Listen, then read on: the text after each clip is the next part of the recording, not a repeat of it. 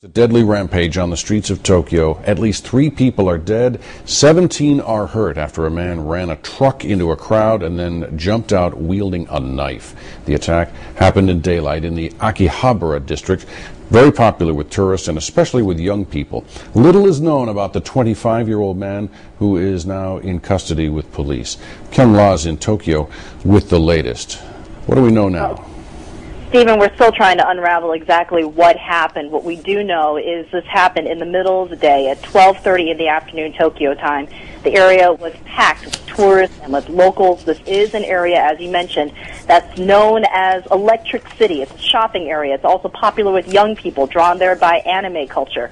According to the police, a man ran into a crowd with his truck, jumped out, and then started stabbing people.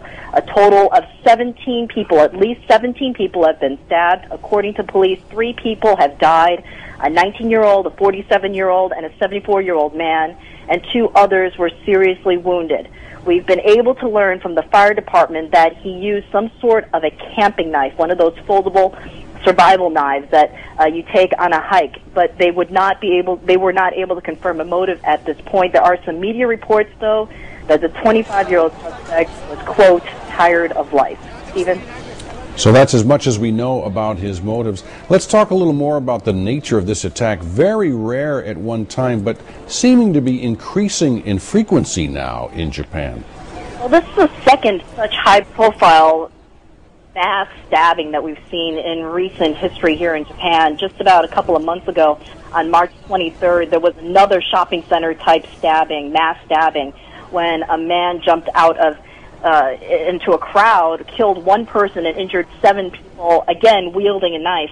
Violent crime here in Japan is extremely rare. It's relatively rare, but when there is some sort of a crime, especially anything that's done in public, it does receive a lot of press.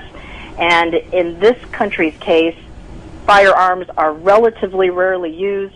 It is usually some sort of large knife that's used when there's some sort of crime like this event. Is this area still as crowded as it used to be when I lived there? This is almost like a farmer's market for electronic bits and pieces. You know, you can buy chips or transistors out of bins there, and it's so crowded you can't swing a cat. Exactly, and if you know the area, this is a stone's throw from where the train line is. So this is an extremely popular area. A lot of people go there shopping, but something else that's drawn people in recent years is the anime culture. There are a lot of young people who go there dressed up in various costumes, and they go there for this cultural awakening where they get to play out their imagination, what you see in the comic strips or in movies. So it's a really populated area, and a lot of American tourists, international tourists, do head to this area because it is such a colorful place. So for something like this to happen on a weekend in the middle of the day is something that is certainly going to be gathering a lot of public scrutiny as to how and why this happened. And do we have any sense yet as to how people might respond, whether it's going to chill the crowds that normally would gather there, frighten them away?